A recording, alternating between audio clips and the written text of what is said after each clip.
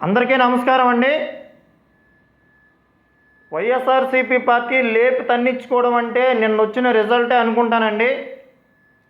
అయితే వైఎస్ఆర్సీపీ పార్టీలో కొన్ని వజ్రాలు ఉన్నాయి కదండి, వాటి కోసం వాటన్నిటి కోసం ఎందుకు ఓడిపోయిందో కొన్ని కారణాలు అయితే ఈ వీడియోలో చెప్తానండి. ముందుగా మన ఛానల్ ఎవరైనా సబ్స్క్రైబ్ చేసుకోకపోతే ప్లీజ్ సబ్స్క్రైబ్ చేసుకోండి, సపోర్ట్ చేయండి. అయితే వజ్రాలు ఎవరంటే అండి మీ అందరికీ తెలుసా అనుకుంటా. వజ్రాలు ఒక్క కారణం అయితే వాటన్నిటికీ తోడు వైఎస్ఆర్సీపీ పార్టీకి సలహా ఇచ్చిన సలహాదారు ఉన్నాడు కదండి, ఆయన ఒకడు ముఖ్య కారణం అండి. అయితే వైఎస్ఆర్సీపీ పార్టీ ఓడిపోవడానికి 1000 కారణాలు ఉన్నాయనుకో, ఆ కారణాలన్నీ చెప్తే వీళ్ళైతే ఒప్పుకోరు. కాకపోతే అందులో 10 అయినా సరే వీళ్ళు ఒప్పుకోవాల్సిందండి. ఒప్పుకోలేదంటే అది వీళ్ళు కర్మ అనుకోవడమేనండి. ఇంక ఈ సన్నాసులు ఎప్పటికీ మారరు అనుకోవడమే నాకు తెలిసినంత వరకు. ఆ వైఎస్ఆర్సీపీ పార్టీలో ఎవరు సజ్జల రామకృష్ణారెడ్డి ఉన్నాడండి. ఆయన పని ఏంటండి, సలహాలు ఇలా ఎదవ సలహాలు ఇస్తాడండి. 3 రాజధానులు కావాలంటాడు రాష్ట్రానికి. ఒక రాష్ట్రానికి ఒక రాజధాని ఆల్రెడీ ఇచ్చేసిన దాన్ని కట్టలేకపోయారు. అది కాక మళ్ళీ 3 రాజధానులు అంట. ఫస్ట్ కారణం అయితే వైఎస్ఆర్సీపీ పార్టీ ఓడిపోవడానికి 3 రాజధానులు అన్న నినాదమే. అది చాలా తప్పు. ఇకపోతే రెండవది ఏంటంటే అండి, మద్యం మాఫీ అండి. మద్యం మాఫీ చేస్తామని చెప్పేసి అధికారంలోకి వచ్చిన ఈ సన్నాసులు మద్యం మాఫీ చేయకపోతే పోయారు. అది చెయ్యకపోగా మళ్ళా 25 సంవత్సరాలకి మద్యం మీద వచ్చిన ఆదాయాన్ని తాకట్టు పెట్టి లోన్ తెచ్చారండి. అది ఎంత తప్పు చూడండి. అంటే రాష్ట్రంలో ఉన్న మందు తాగేవాళ్ళు, మందు బాబులందరినీ తాకట్టు పెట్టినట్టుగే కదా. ఇకపోతే ఎవడ మాట్లాడితే వాడి మీద కేసులు పెట్టడమే. రాష్ట్రంలో ప్రతిపక్షం అంటూ ఎవరన్నా ప్రశ్నిస్తే చాలు వాళ్ళ మీద తప్పుడు కేసులు బనాయించడం, వ్యక్తిగతంగా తిట్టడమే. కొన్ని వజ్రాలు ఉన్నాయి కదా, ఈ కొడాలని, వంశీ, రోజా, పేర్నాని, ఇలా గుడివాడ అమర్నాథ్, ఇంకా ఎవడో సీదిరప్పలరాజు, ఇలా ఇంక ఎంతమంది అండి క్యాబినెట్లో ఎంతమంది ఉంటే అంతమంది ప్రతిపక్ష నాయకులు తిట్టడం, తప్పుడు కేసులు పెట్టడం, కొట్టించడం, వాళ్ళ ఆస్తుల మీద ధ్వంసం చేయడం, వాళ్ళని ఆర్థికంగా దెబ్బతీయాలని చూడడము, ఏం చేసినా ఇవి చేసిన ఎదవ పనులన్నీ ఆంధ్ర ప్రజలు గమనించారు.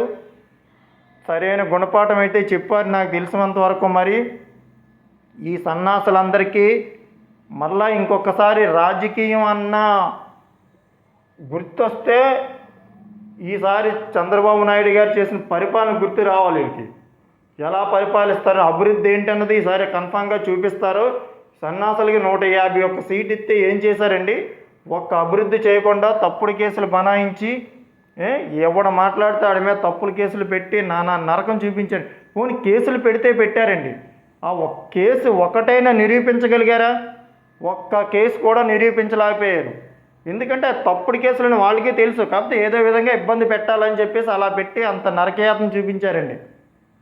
ఈ పాపాలన్నీ పోతాయి అనుకుంటున్నారు వీళ్ళు. పాపాలైతే ఎక్కడికి పోవండి.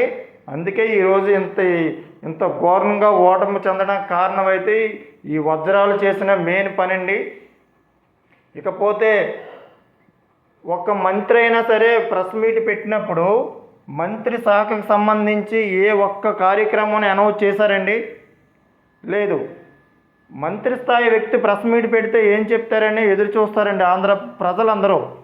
అయ్యో మంత్రి ఈరోజు పలానా పంచాయతీ శాఖ మంత్రి ప్రెస్ మీట్ పెట్టుకున్నారు అంటే అది పంచాయతీలకు సంబంధించి కొన్ని అభివృద్ధి కార్యక్రమాలు కొన్ని అమౌంట్ రిలీజ్ చేస్తారు, అయితే మనం ఇచ్చేయచ్చు అది చేయొచ్చు అని చెప్పేసి ప్రెసిడెంట్లు అందరూ, గ్రామ నాయకులు అందరూ ఆశిస్తారు, గ్రామ ప్రజలందరూ.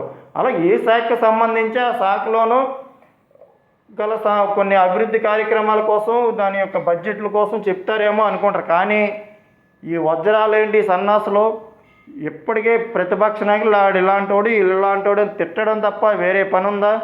మాట్లాడితే లోకేష్ గారిని, చంద్రబాబు నాయుడు గారిని, అచ్చెన్నాయుడిని, అయ్యన్నపోతుడిని, కొల్లు రవీంద్రని ఇలాగ ఎవడ పడితే అని తిట్టడం తప్ప ఇంక వేరే పని లేదు. ప్రెస్ మీట్ పెడితేనే తిట్టడానికి తప్ప ఇంక మరి వేరే ఆ శాఖ అసలు మంత్రి చేసిన వాళ్ళు ఏ శాఖ చేస్తున్నారో అది కూడా మర్చిపోయారు వాళ్ళు.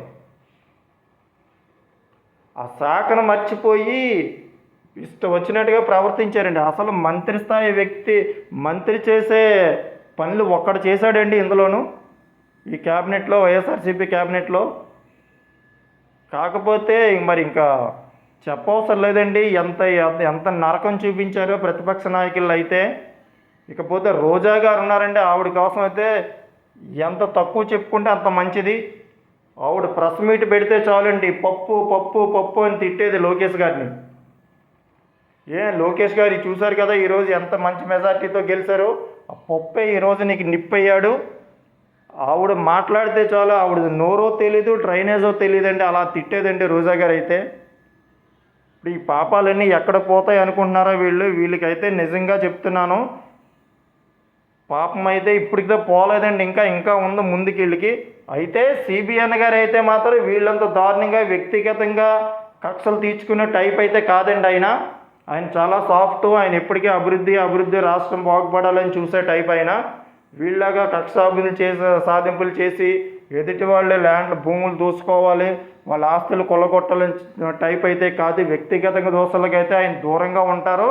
ఆయన దగ్గర ఉన్న కార్యకర్త నాయకులు కూడా అలాంటి దానికి పోనివ్వడు కూడా, అలాంటి దాంట్లోకి ఆయన ప్రోత్సహించరు కూడా చంద్రబాబు నాయుడు గారు. అభివృద్ధి అయితే కన్ఫామ్గా జరుగుతుందండి ఆంధ్రలో, అందులో అయితే డౌట్ పడవసరం లేదు. మంచి అభివృద్ధి చేస్తారు. కాకపోతే ఈ సిబిఎన్ లాంటి వ్యక్తి మనకి ఒక 10-15 సంవత్సరాలు ఆయనకి గవర్నమెంట్ ఇస్తే మంచి అభివృద్ధిలో ఉంటుంది రాష్ట్రం, మంచి నెంబర్ 1 పొజిషన్లో అయితే కంపల్సరీగా ఉంటుంది. ఈ సన్నాసులకి ఇచ్చే 5 సంవత్సరాలు ఎలాగా లాస్ అయిపోయాం కనుక.